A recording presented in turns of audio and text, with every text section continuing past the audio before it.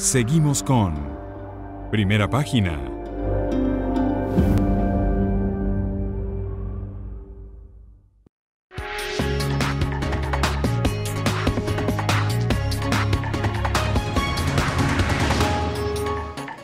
Siete 57 minutos de la mañana. Sigue con nosotros Pedro Euse, miembro del Buró Político del Partido Comunista de Venezuela y también del Frente Nacional de Lucha de la Clase Trabajadora. Señor Euse, ¿cómo ustedes han solicitado, quieren reunirse con el nuevo ministro del Trabajo, Eduardo Piñate, por varias situaciones laborales de reenganche de un grupo de trabajadores que ya vamos a conversar? ¿Cree usted en este momento, 5 de julio del año 2018, que el venezolano tiene un salario digno?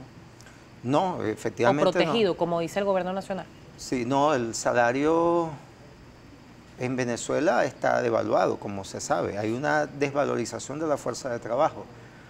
Ahora, nosotros planteamos que la estrategia para enfrentar esta situación, para luchar contra esto, no es simplemente incrementar los salarios nominales. Ese salario nominal es el salario real. O sea, incrementar los salarios nominales simplemente, que hay que, por supuesto que hay que incrementarlos, y no solamente incrementarlos, incrementar el ingreso.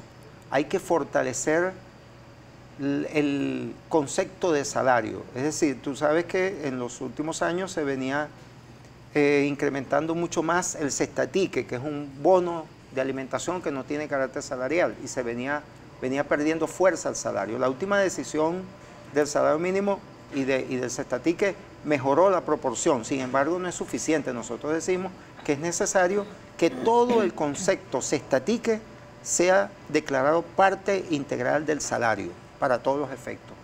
Eso contribuirá a favorecer, digamos, no solamente el ingreso de los trabajadores diarios, sino la capacidad de ahorro de todas y todos cuando vamos a recibir vacaciones, utilidades, prestaciones sociales. Ahora, nosotros planteamos lo siguiente, que no es suficiente con incrementar el salario nominal, es indispensable detener las alzas de precios. Es necesario establecer políticas que reviertan la situación de la hiperinflación. Si no se hace esto, ningún incremento salarial va a ser suficiente. Por eso nosotros planteamos que la lucha de los distintos sectores laborales por mejorar el ingreso, por fortalecer el salario real, no debe ser simplemente una lucha por incrementos salariales y por cumplimiento de cláusulas de carácter salarial, las convenciones colectivas, que hay que darlas, por supuesto. Es necesario acompañar esto con la lucha por políticas económicas que detengan la espiral inflacionaria. Pero esas políticas económicas, ¿qué implicarían? Porque hay algunos economistas que hablan, por ejemplo, de levantar el control de cambio, de cambiar de que haya una independencia del Banco Central de Venezuela y que el Banco Central de Venezuela no esté supeditada a la orden del presidente. Nosotros tenemos un conjunto de propuestas. ¿Cuáles son? Por ejemplo, nosotros decimos que es necesario pasar a nacionalizar revolucionariamente la banca y todo el sistema financiero. ¿Y eso qué resultados traería? Tomando en cuenta que se han nacionalizado empresas y no han dado buen resultado. Claro, porque acuérdate que acabamos de explicarnos nuestra concepción de la nacionalización. Nuestra concepción de la gestión es diferente a lo que se ha aplicado. Nosotros planteamos que la nacionalización de entidades de trabajo, incluyendo el sistema bancario y financiero, no es para colocar allí al frente a unos burócratas que ya han demostrado su ineficiencia y que muchas veces son corruptos, sino establecer un modelo de gestión de dirección colectiva, múltiple y compartida. Nosotros planteamos que es necesario pasar al control obrero y popular, comunal y campesino, sobre todos los procesos de producción y comercialización en Venezuela. ¿Dónde queda el tema empresarial allí? El capital privado, los sectores de capitalistas privados en áreas productivas, en una serie de áreas seguirán seguramente, pero estoy hablando de que en las empresas del Estado o aquellas áreas fundamentales de la vida económica y social, estratégicas y básicas, deben pasar a ser nacionalizadas bajo control obrero y popular, bajo control social.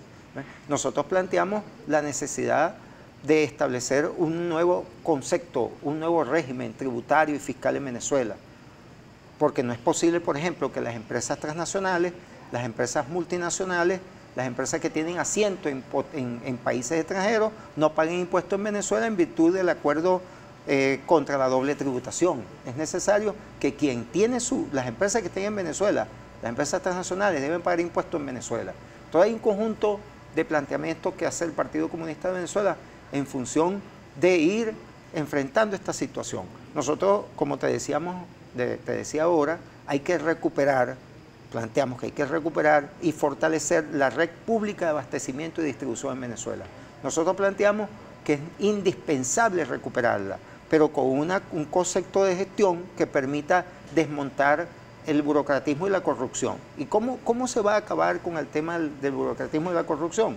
Con el control social, con que los trabajadores y el pueblo venezolano estén ejerciendo control real, efectivo, sobre todas estas situaciones de la producción y la distribución. Es decir, señor Euse, y antes de pasar a la participación de la audiencia, en este momento en Venezuela no hay un gobierno obrerista. Y por eso, disculpa, y que tiene que ver con eso, por eso que nosotros estamos planteando que el acuerdo unitario marco que suscribimos entre el PCB y el PSUV, ambas direcciones nacionales, debe ser cumplido. Nosotros estamos, tú preguntabas, hacías el comentario que si estamos solicitando una reunión con el nuevo ministro del Trabajo, Eduardo Piñate. Sí, estamos solicitando una reunión con el compatriota Eduardo Piñate para debatir una serie de situaciones, para plantearle salidas a una serie de situaciones de violaciones a los derechos laborales, pero también estamos planteando la necesidad de una reunión bilateral entre la dirección de nuestro partido y la dirección del PSV, incluyendo al presidente Nicolás Maduro, que es presidente del PSV, para evaluar el cumplimiento del acuerdo marco unitario, lo que no se ha cumplido, lo que se ha cumplido. La mayor parte del acuerdo unitario marco en general no ha sido cumplido. Entonces, ¿quién ha puesto la traba? Bueno, fundamentalmente el incumplimiento viene por parte del gobierno, ¿no? Esa es la realidad. Ahora, tú decías que si aquí nosotros no hablamos de gobierno obrerista, la expresión obrerista nosotros no la utilizamos. Lo utiliza el presidente. Nosotros hablamos de clasista. Para nosotros los clasistas, desde el punto de vista revolucionario, sería un Estado, más que un gobierno, un Estado dirigido por la clase obrera y el pueblo trabajador de la ciudad del campo. Eso es lo que necesitamos y para eso estamos luchando. Por acá le pregunta, señor Euse, el señor Luis López, a través de @primera página, ¿en qué parte del mundo los obreros han tomado la rienda de una empresa y ha funcionado? En muchas partes. Por ejemplo, en la experiencia durante muchos años en la Unión Soviética, incluso desde el triunfo de la Revolución de Octubre de 1917 se implementó el control obrero y eso permitió que frente a la agresión imperialista, que nosotros también estamos viviendo una agresión imperialista, que no lo hemos dicho, pero es verdad, es cierto, Venezuela está bajo acoso, bajo el fuego cruzado de las potencias imperialistas, en lo económico, en lo político, en lo diplomático, y hay amenazas militares. Ahora, en ese momento en Rusia soviética, el control obrero permitió, pese al acoso, pese a la guerra que se desató contra Rusia soviética, la industria se levantó. Y a los pocos años se creó la capacidad para derrotar al ejército más poderoso de Europa y del mundo, el ejército nazifascista. Y asimismo hay otras experiencias. En la República Popular Democrática de Corea, en Corea del Norte, que está acosada, que está, digamos, aislada por políticas de agresión del imperialismo norteamericano, europeo. Sin embargo, allí, pese a toda esa situación de aislamiento, de acoso, de bloqueo, ese país sobrevive y avanza estableciendo capacidad defensiva, producción. ¿Por qué? Porque existen estos mecanismos de control de la clase obrera, del pueblo trabajador sobre la producción y los servicios. Por acá le pregunta Urólogo Man 1. El país comunista más grande del mundo, China, hoy por hoy practica un sistema capitalista con libertad económica. ¿Qué opina? Bueno, primero, China no es un país comunista. No existe ningún país comunista. El comunismo es una sociedad superior que no ha sido alcanzada todavía en ninguna parte. Es un objetivo a lograr. Ahora, allí hay una experiencia socialista, de construcción socialista, que ha aplicado medidas de mercado. Es una experiencia que ellos tienen porque se proponen el objetivo y lo están alcanzando del máximo desarrollo de las fuerzas productivas y están teniendo éxito con eso. Pero allí allí no dirige el Estado ningún partido de la burguesía, dirige el Estado un partido comunista. Por acá le pregunta @LGuaco, le pregunta lo siguiente: ¿por qué un militar cobrará muchísimo más que un profesor y un médico si el militar no enseña ni salva vidas a diario? ¿Dónde está la igualdad socialista? Bueno, aquí no hay socialismo, ya lo dijimos. Y efectivamente nosotros consideramos que es necesario mejorar los salarios en una proporción digna, como tú decías, para todos los trabajadores y trabajadoras y de manera muy especial para la fuerza de trabajo que ha sido especializada, los profesionales y técnicos de nuestras empresas en general, incluso del sector privado, porque también siempre se señala al gobierno, pero en el sector privado los trabajadores cobran una miseria. Los patronos privados son duros, no quieren pagar de acuerdo a las necesidades y al trabajo que realizan los trabajadores y trabajadoras. Allí hay explotación capitalista y son duros para satisfacer las demandas justas que hacen los trabajadores. Seguimos revisando, señor Euse. Por acá le pregunta Fernando Camacho a través de @primerapágina: expropiar empresas y fincas es un acto de agresión criminal contra los ciudadanos. Si de verdad quieren generar control obrero, ¿por qué no promueven empresas cooperativas que entren a competir con las privadas? Bueno, es una agresión violenta. Los latifundistas, los terratenientes que tienen miles de hectáreas sin productividad, ¿no? Entonces, ahora, una cosa es, nosotros lo que estamos planteando es que todas las fincas nacionalizadas, todas las fincas que pasaron a mano del Estado deben ser puestas a producir con los campesinos y campesinas, también con una dirección colectiva. Y estamos de acuerdo con esas iniciativas de gestión colectiva, de producción colectiva, cooperativas, etcétera. Pero las grandes extensiones de tierra en manos privadas que no están al servicio del pueblo venezolano deben pasar a ser propiedad del pueblo campesino.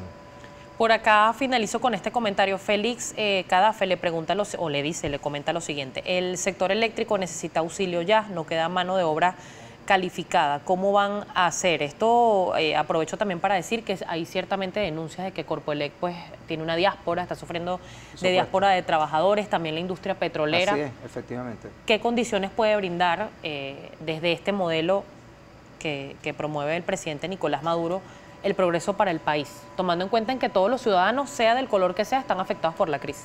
Mira, nosotros estamos planteando nuestro planteamiento, ¿no? Haciendo nuestro planteamiento, haciendo nuestras propuestas. Nosotros tenemos nuestra concepción de cómo debe, y lo queremos discutir con el gobierno y queremos que se implemente, pero no se está implementando, ¿no? Nosotros consideramos que es necesario detener esa fuga masiva, digamos así, esa pérdida de fuerza de trabajo que están sufriendo muchas empresas, no solamente Corpoelec, tú dijiste, PDVSA, Lácteos Los Andes, tan importante. Y así, bueno, el país en general, la gente se está yendo, lamentablemente. Y nosotros consideramos que es necesario detener eso, y para eso estamos haciendo planteamientos. Estamos haciendo el planteamiento de que con esa fuerza de trabajo hay que recuperar y fortalecer el plantel productivo nacional, las empresas de producción y de servicios en Venezuela. Entonces es necesario reorientar la política y establecer una concepción distinta de dirección de estas empresas. Esa es nuestra insistencia.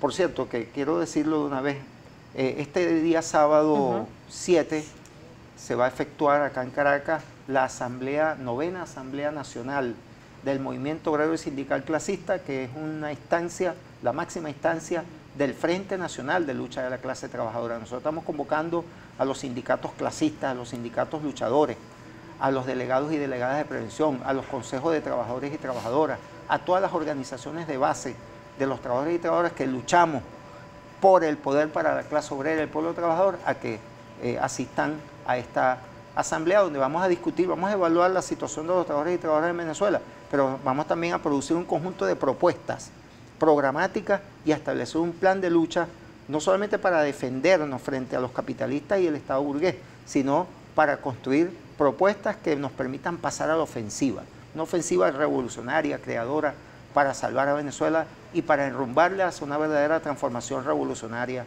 de la sociedad. Muchísimas gracias, señor Pedro, Gracias a ti, por habernos acompañado. Estábamos conversando con Pedro Euse.